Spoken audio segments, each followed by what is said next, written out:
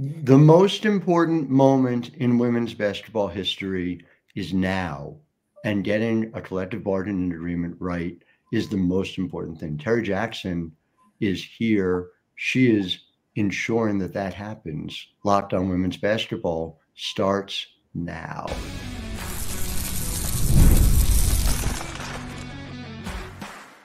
You are Locked On Women's Basketball, your daily podcast on women's basketball. Part of the Locked On Podcast Network, your team every day. Howard Megdal here, Locked On Women's Basketball. Welcome. Really big news in the WNBA. And yes, I am not just talking about Ellie the Elephant surprising Adam Silver last night in an event. The WNBPA has opted out of this current collective bargaining agreement. Yes. This was expected. This is important. We have been talking about it here. We will continue to talk about it. And we're delighted to talk with Terri Jackson, Executive Director of the WNBPA, about the details of it. Terri, welcome. I know this is a long time in coming, and I want to drill down into a lot of what negotiations need to take place. But I really want to start with an article that just enraged me over the weekend, and just kind of talk about the specifics of it. The New York Post had a report talking about the league losing $40 million. I know this is often the conversation in women's sports, this idea that in other areas, things are treated as investments are treated as losses. Yeah. So can we just talk off the top about the nonsense, just to frame it, of the league losing money at a time that the league is investing in building infrastructure, and the stakeholders, the owners, are seeing their valuations go up by a factor of anywhere from 10 to 50. Well, Howard, you just said it. I mean, that's exactly what's going on. That's the business. That's why this decision, though, I guess you said people were assuming that the Players Association was going to opt out. I never assumed. It's been business for us the whole time, the entire time. It's a review of the league and the team's business, understanding where the dollars are going, where they're not going, how they're flowing. It is good to see ownership groups that have come in and reinvigorated the W and have looked at this as a business and said, we need to spend more, we need to invest more. And when they do that, I think Clara Tsai said it best, when they do that, things pay off, you know? And so if you have ownership groups who've come in with that business frame of mind and they've said, we've got to do things bigger and better, we've got to professionalize this league, we've got to spend more, we've got to bring in more resources, which requires us to spend more, then that's what you see happening. And it's not just true in our business, it's true in businesses, you know, everywhere. Yeah, and we see this kind of unfortunate talking point come out, not just in women's sports, but particularly in women's sports. And then particularly when it's opt-out time, it's kind of the playbook, right? But it had us a little confused. Like, the WNBA is a winning proposition. We've heard that from the commissioner. We've heard that from so many team ownership groups. So they can't have it both ways, Howard. They just can't. I mean, within an hour of you guys opting out, I heard about the new 12-year deal that Nike signs with the NBA and the WNBA. You know, there's not a day that goes by without hearing sort of new change makers and all that goes into it. And to be clear, it is not flowing. Yeah, yes. There's so much money coming in. There's, as you saw, that sellout crowds, and we saw sellout crowds throughout the finals. We saw it throughout the WNBA's regular season. Look, I just, to kind of leave the Post thing where it is, we got more important things to talk about. Jim Dolan as a hero in that moment when Jim Dolan left the New York Liberty by the side of the road, essentially, a few years back. And you saw the Tsais buy the Liberty, invest in the Liberty in a way that, I'll just say, point of personal privilege, Jim Dolan never did, even before they sent him to Westchester. And the results were sellout crowds throughout the season. It's real interesting. If I build, and this is the comparison that I made, if I build an extension on my house and I spend $500,000 on it, and then the value of my house goes up $5 million, I did not have a $500,000 loss. There's Exactly. no Well, real that's way the to math. argue it. That's the math. When you're honest about the business and you're honest about what's going on, that's indeed the math. And we have seen the valuations of these franchises explode along with viewership and all the other metrics, right? Attendance and all the other metrics that you were talking about. The WNBA is a winning proposition. The players saw that. Their advisors, we have a great advisory team. Their advisors have poured over the finances of the league and the teams, what we've received, looked at where we were 3 and 4 years ago, where we are in this moment, and where we could be headed. I'll again kind of push back on, there was no assumption that we were going to opt out. The assumption was we were going to do the work to really understand what opt out means, what the opportunity is. And the opportunity is now, as you have said. The moment in women's sports is now, and the moment for the W is right now.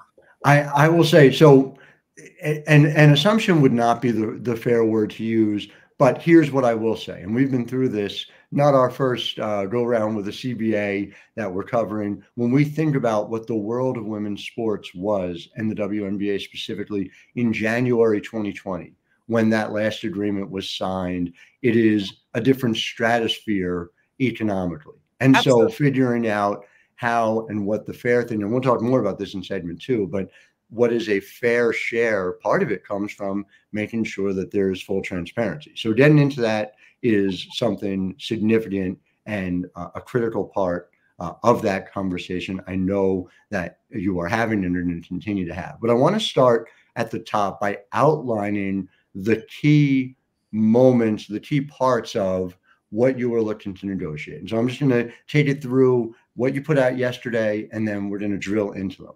One is a new economic model, which is transforming the current system. You specifically call out the salary cap, which we know is restrictive. We know is particularly restrictive as it relates to the middle class of the people in your union, and that is significant. Player salaries, specifically making sure what salaries are, what bonuses are, making sure that the salaries reflect the reality, not salary plus bonus, what it might be. You know, bottom line is what's the floor, not the ceiling. Minimum professional standards. My goodness, we could probably do a week of podcasts on just that alone. And we're seeing, like you said, some owners who are investing, but this is a critical part. We've seen this in NWSL. We've seen this in a number of leagues across the world, making sure that what the players are experiencing on a day-to-day basis matters. Retirement benefits, pregnancy and family planning benefits, all of these significant. The very top, though, when you talk about a new economic model, and I know we've discussed this offline, that the National Women's Soccer League has a CBA that runs through now 2030 that they've extended. One of the things that is most interesting to me about that one is they have abolished the draft. Now, that's a very different model than I know not just the WNBA, but the NBA has as well. But it is very restrictive to player movement. It's very restrictive to players being able to earn early on. I wonder, as you've begun to sort of think through, talk that through, when you say a new system, is that the kind of big changes we're talking about? Or what do you kind of have in mind for that? What's top of mind? Well, it could be. I understand what our colleagues in soccer did. And by the way, I've got to say kudos to Megan Burke and her team.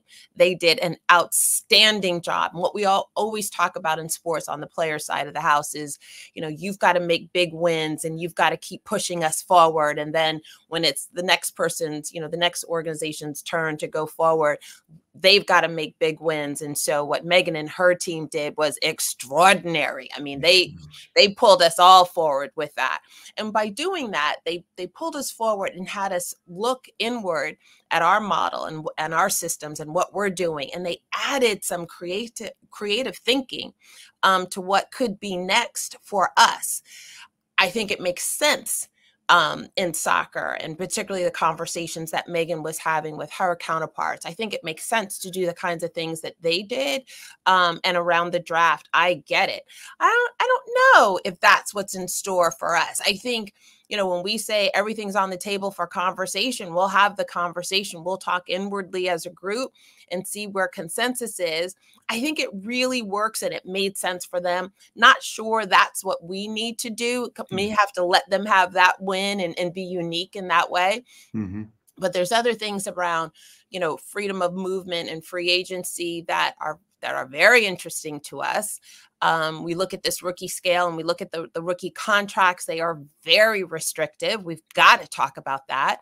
We have a new class. We have new kinds of rookies coming in, and the opportunity for movement has got to be there. And we were having those conversations back in 2018 when we opted out.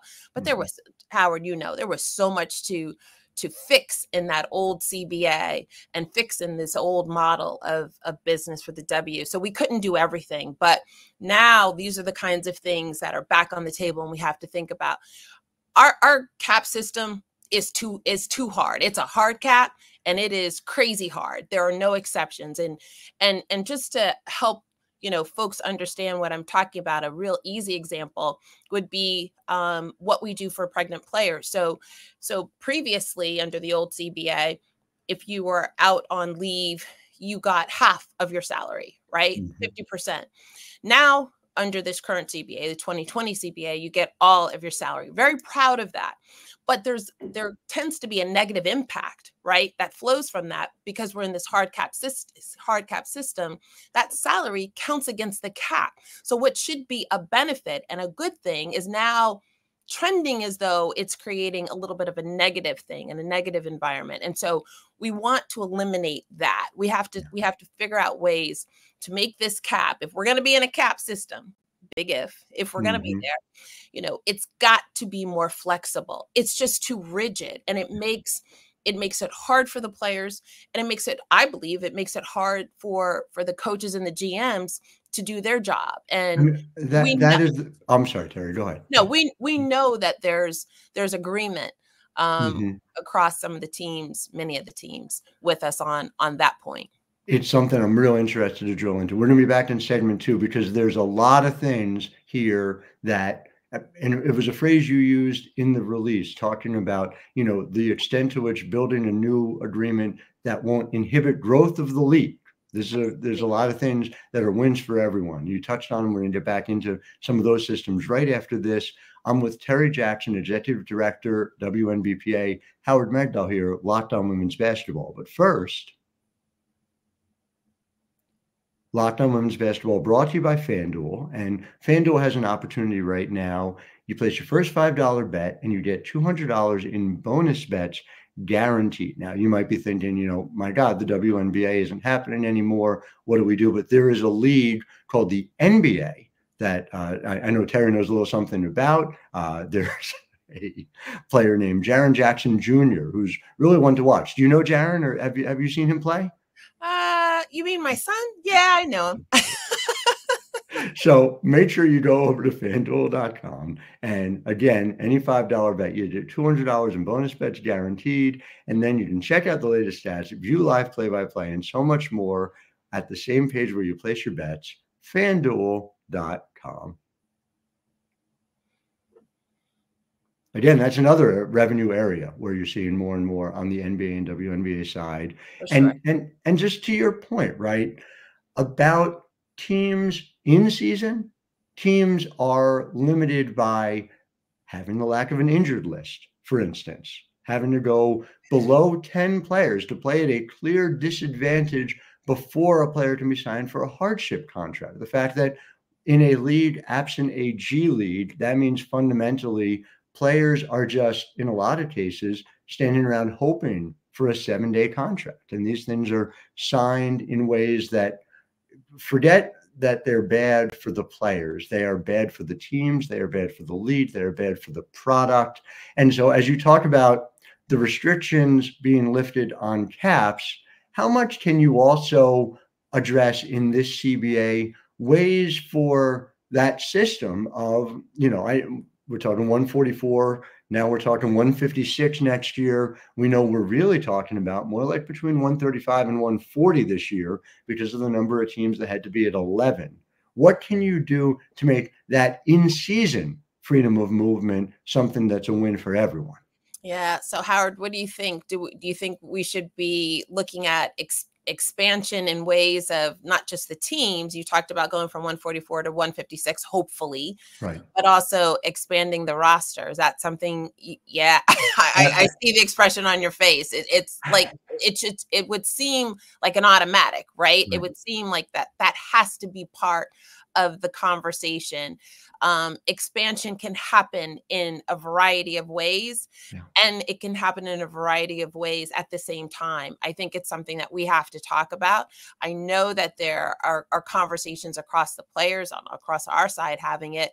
We also know that the teams have been having it too for a while. They may not be at agreement yet, but I think it's something when the commissioner was looking at expansion, I think it was something that she needed to look at in tandem. And, for her, knowing that this is an opt-out year, perhaps she thinks that, it'll be on the table in terms of something that they bring up or something that we bring up. But we've got to get there because it is the health of players. It is the health of the product that we're talking about. It's a make sense move. And you're right. We don't have a G League. We don't have the benefit of, being able to call up players. And so we're inefficient in a lot of ways. And I think roster expansion in the right circumstances could be a way to clean up that inefficiency. The other part of the player experience and the player arc that I think is so different from 2020, you touched on, there were veterans in the WNBA who had the biggest platform, who had the largest audience. And we're seeing that fundamentally shifted. And players who are coming in to your organization now are coming in with a built-in fandom, whether it is Caitlin or Angel, whether it is a future member of yours in Juju Watkins, and the list goes on and on.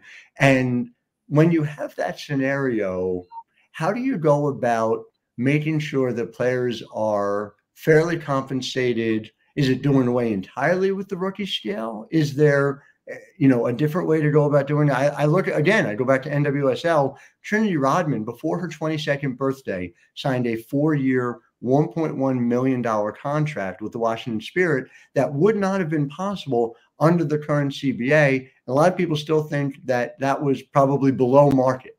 So how do you go about balancing that in a way that, again, doesn't hurt veterans and specifically doesn't hurt the middle class of WNBA salaries at this moment? That's where we have to be creative, Howard. Last time in negotiations, you're right, there was a focus on, the max player salary. So last time, doubling that salary was more than a headline. It was significant for us. Even then, we knew that it was still low, felt still under market, but we had to do something to kind of just break through and push forward. That did enough at that time. But now, yes, we're looking at these rookies that are coming in and rookies on the horizon, and we've got to do more and better for them right away. And so I'm really glad when I see Angel, working out here at the NBPA, WNBPA offices, because that means that, she's got my ear, I've got her ear. I'm glad that this is a rookie class that's coming in with these multi-million-dollar businesses. They're all about the business, and they know the importance of what opting out means and how to drive this forward. So we're going to be real. We're going to be thinking a lot about the rookie class. They're going to have a strong voice and a strong opportunity to help shape what's next. And what we do kind of going forward has to contemplate and include this rookie class right now. Like, we can't just make these changes for the future. We have got to make these changes to little kind of right size what happened to them this year. And it's fascinating too, that even the framework of that expansion of the max salaries, it was in a lot of ways, for listeners who may not know, a trade-off where in exchange for having prioritization be a law of the land, I guess, for lack of a better phrase, there was an expansion of salaries. Now we are living in a very different moment. We are living in an unrivaled moment. We are living in an AU moment. We are living in an NIL moment. And so, again, an emphasis on what is the player experience as well matters in a different way, because players are increasingly having these opportunities that don't overlap with the start of WNBA training camps. And so it's almost like there's a different set of trade-offs that we need to figure out. But I really am, and we're getting back to this in segment 3 right after this break, is just the moment of knowing what's going on and transparency. I just think it's so central to the conversation. So right back after this with Terri Jackson, I'm Howard Megdal. You're listening to Locked On Women's Basketball. Locked On Women's Basketball is brought to you by BetterHelp. And listen, obviously having friends, family in your corner always matters, but making sure that you're able to talk through what's going on in your own life with an unbiased observer who can help you figure things out, it's helpful to so many people. And that's where BetterHelp comes in. It's entirely online, designed to be convenient, flexible, and suited to your schedule. You fill out a brief questionnaire, you get matched with a licensed therapist, and then you can switch therapists at any time for no additional charge. Now, go to betterhelp.com/lockedonnba today to get 10% off your first month. That's BetterHelp, HELP.com/lockedonnba for 10% off your first month. BetterHelp. Back here with Terri Jackson, Executive Director at the WNBPA. And I just want to set the scene for people to understand it, that this is a league that has an unorthodox ownership structure. I think that's probably the easiest way to put it. Effectively, at this point, 42% roughly of teams are owned by the team owner. 42% roughly are owned by the NBA collectively, and about 16% are owned collectively by those who bought into the league in the capital raise in 2021, right? So that makes for a different economic model. It also makes it easier, what you see a lot of leagues do, to kind of move around the numbers. How has the league been on transparency on this to date? And do you feel like the PA at this point has a handle on where and how much this financial influx, whether we're talking media rights deal, whether we're talking about the vast increases in attendance, in merchandising, frankly, reflect the revenues right now? That's a great question. That's a great question. So, in preparation for the opt-out vote, we worked with our advisory team and had them poring over the numbers, the financials of the league and the team, which meant we weren't in a bargaining position, a formal bargaining position, right? So for the past year, we've been doing a review. And so our review consisted of a number of requests that we sent over to the league, asking a number of questions similar to what we did before, same kind of blueprint that we were following this time. And to their credit, the league turned over a lot of information, and they didn't have to. Right. Again, we hadn't triggered the opt-out yet, so we weren't in formal bargaining. So this was something that was really just based on our relationship with the league. They understood what we were doing. They understood that for the past year, we needed to be in that preparation and review and analysis mode. And so they shared quite a bit. Now, there were probably some additional questions that our advisors had that perhaps the league wasn't able to respond to. Either they didn't know it or they didn't know it yet. It could be the timing of, bookkeeping and all of that. Not something that we were really going to get hung up on, not something that we were, concerned about or nervous about. What we had gave our advisors enough information to provide a report out, a really thoughtful and comprehensive report out to our CBA committee of players. So we were good in that position. There will be lots more of requests that we will have, particularly now that we have ended the season. I mean, so much of it was last season into this season. Now we've ended this season. And there's a lot of accounting to look at, a lot of metrics to look at. And so we'll have that opportunity. The league's under a obligation to bargain in good faith. And when it comes to sharing information, they have to do that. Or we go the more formal route, which I don't even want to get into because I don't think we'll be there. They understand what this is about. They understand what we're looking to do. You do bring up a great point, Howard. The model for this league and all the different stakeholders in the league on their side does create, lots of layers to what our questions are and what the answers will be moving forward. But when I called the commissioner, Kathy Engelbert, to let her know what the decision was by our player leadership, and letting her know that we were opting out. One of the first things she said was, I look forward to working together with you to, build a transformational league and have a transformational CBA. And transformational is the word that NECA's been using since the beginning of this season. So I'm glad they have adopted that word, in their vocabulary, in their vernacular also. But I'm going to hold her to that. That means that we've got to be honest, and they've got to be honest and transparent with where this is headed. Like I said, our advisors have looked over the last few years, last few seasons, looked at this moment, projecting what the future could be. So we have an idea, but we've got to nail this down. If we're going to be transformational together, that's what it will require.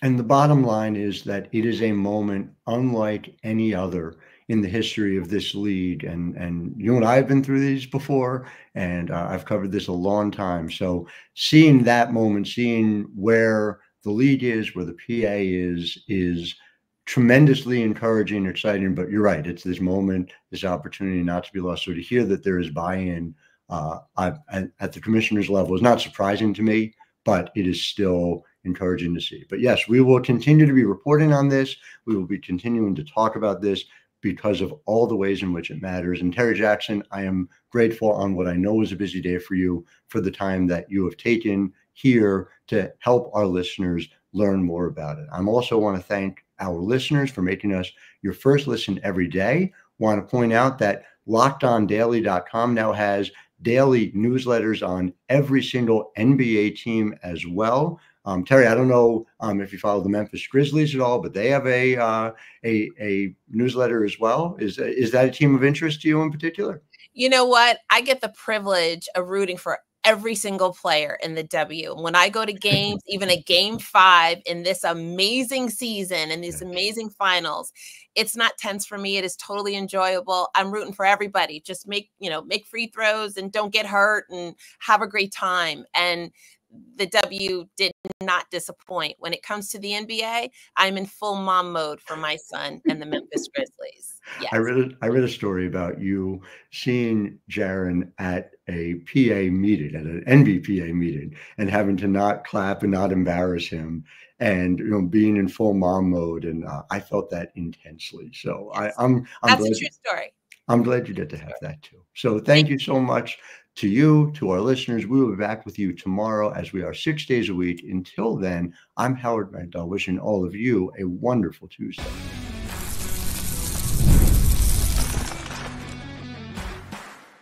You are Locked On Women's Basketball, your daily podcast on women's basketball. Part of the Locked On Podcast Network, your team every day.